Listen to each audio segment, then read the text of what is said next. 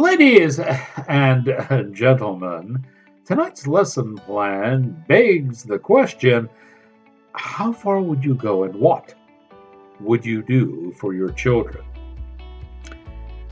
That pretty much sums up tonight's lesson plan as cinematic class is about to begin. And your professor is in.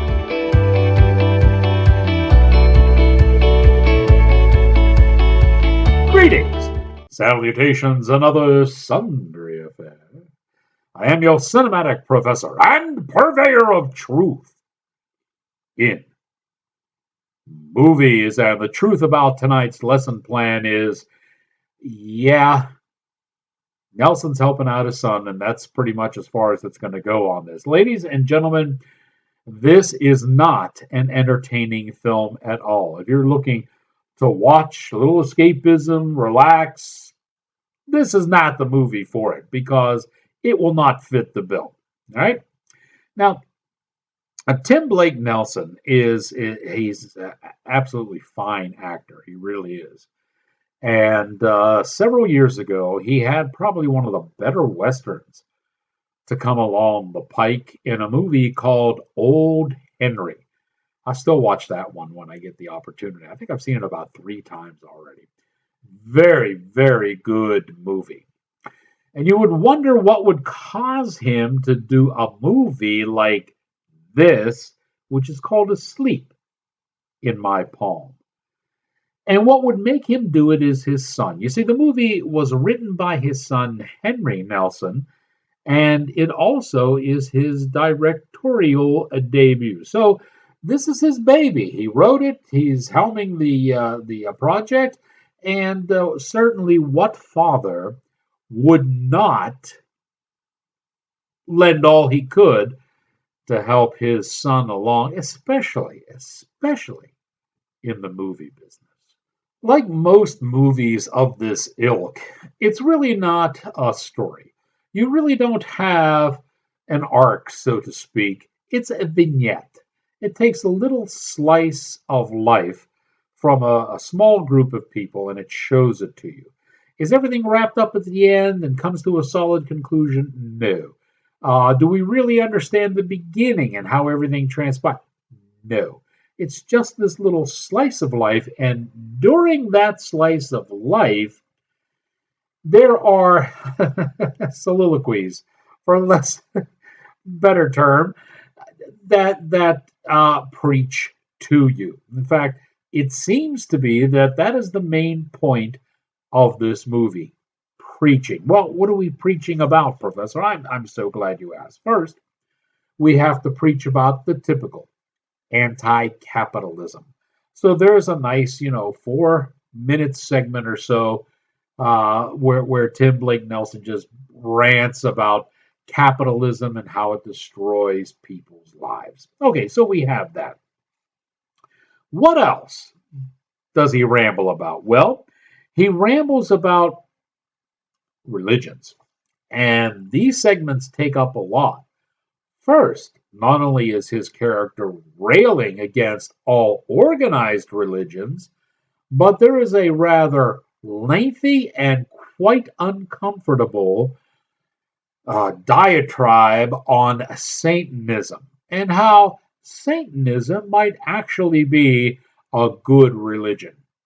Now, with all the stuff that's going on in today's headlines, and you read about these organizations trying to burst their way into schools, and the fellow that set up the goat demon next to the nativity scene.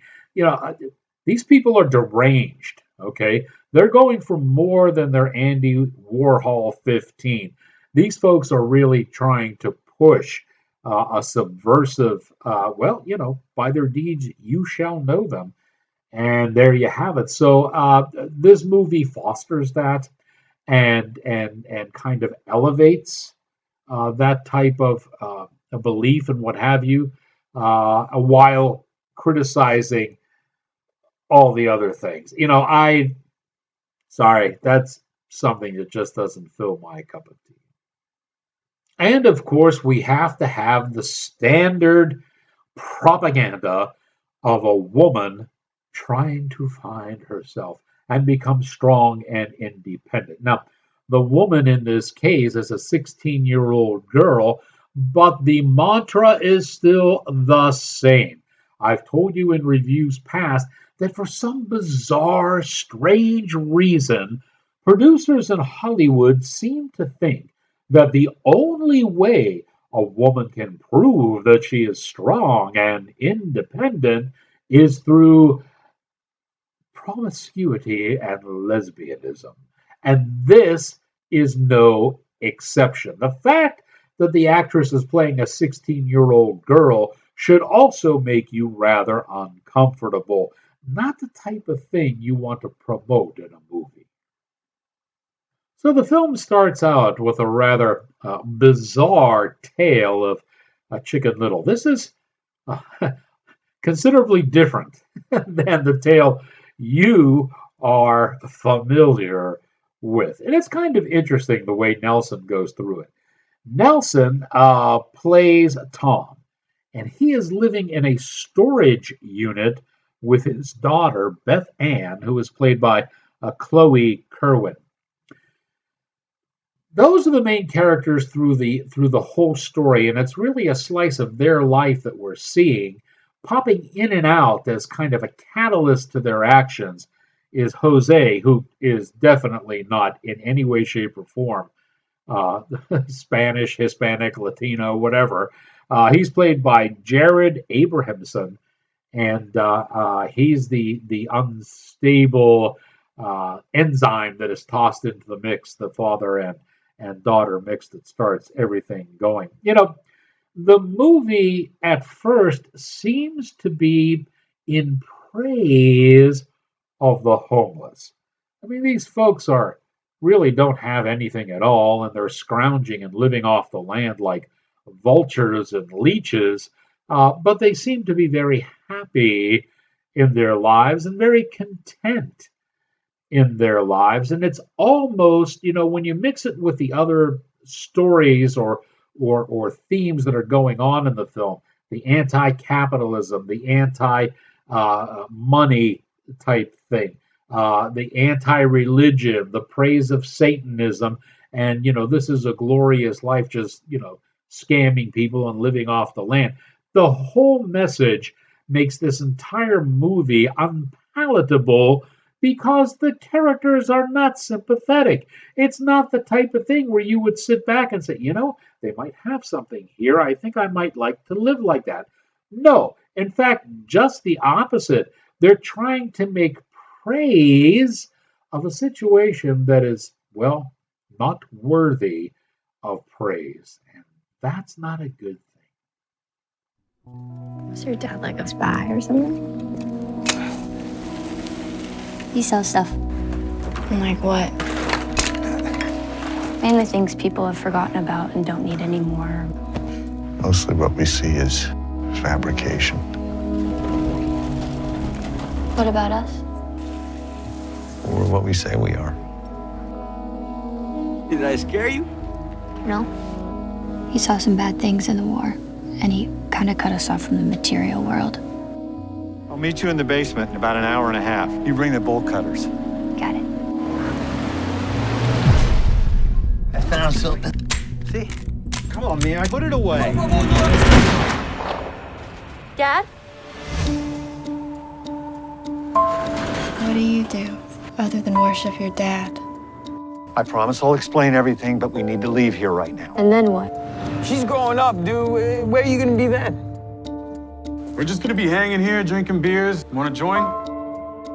People need pictures and phones to convince themselves they even exist. But not us, because I have you and you have me. Can I come in with you?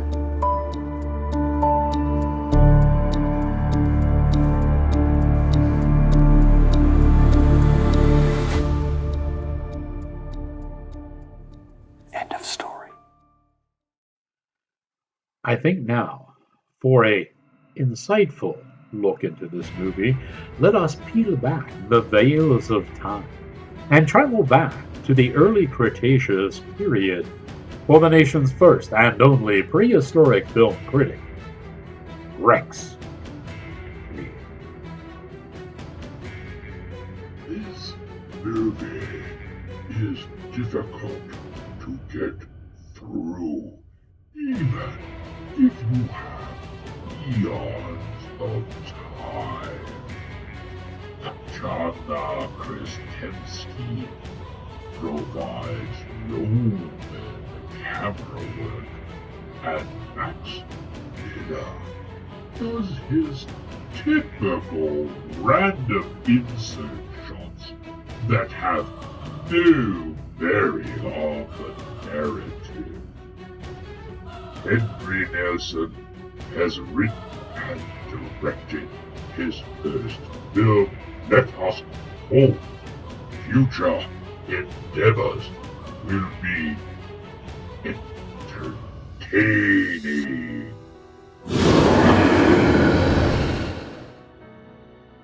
Thank you, Rex, with all the nonsense that's going on in this movie. And truly, you are not watching this to be entertained. This is not a way to relax after a week of hard work or even a day of hard work. This is not a way to spend 90 minutes when you can lose yourself. You are literally being lectured at, and therein lies another rub. All of, well, with the exception of Jose, all right, all of these homeless vagabonds wax philosophic. I mean, they are delivering speeches that, well, I'd be willing to bet a good majority of people watching this are going to scratch their heads and say, where is all this profound thought coming from? It is not the type of a dialogue that one would expect from someone who is scrounging off the streets. But then you really can't deliver all this propaganda agenda unless you were so eloquent about it, right? It's just all hokey. Folks, this is one to skip. I give kudos to Tim Blake Nelson for backing his son and helping him through with his first movie. But I got to tell you, even though he acts well and does good, I would expect nothing less. Wow, he could be doing a hell of a lot better than this. The whole movie is just lame sauce. Unless, of course, you are totally burdened with all the guilts of the progressive left. If you feel bad because you're white, if you feel bad because you have a job and make money and you're actually meeting your bills and paying back your debts and a contributing factor to society, if you have a faith and a God you believe in and you go with, yeah, if you do any of that stuff and you want to be lectured at as to why you're bad, this movie might be for you. Other than that, skip it away. Hey, if you like this review and you'd like to see more like it, I would suggest you click that little button and subscribe to the channel. This way you'll be alerted as soon as I release some information, news, reviews, previews that really you can use. And also they'll contain links to the entire Outtakes with Rex Real TV show so that you can watch the whole thing in its entire, usually the movie reviews I do on the show are not the ones you find online. So if you watch the show, you're going to get a whole new cache of movies, especially the independents, that you're going to be able to get reviews on, all with Rex Real's unique perspective. And before we cut out of here, let me remind you too that the official Rex Real store is now open through Redbubble. There is a veritable plethora of interesting items to be had like these. So if you see something you like, head on over to the official Outtakes with Rex Real store. Graduation's going to be right around the corner. Easter's coming right around the corner. This stuff makes really good gifts. And now that you have learned what you have learned, here endeth your lesson.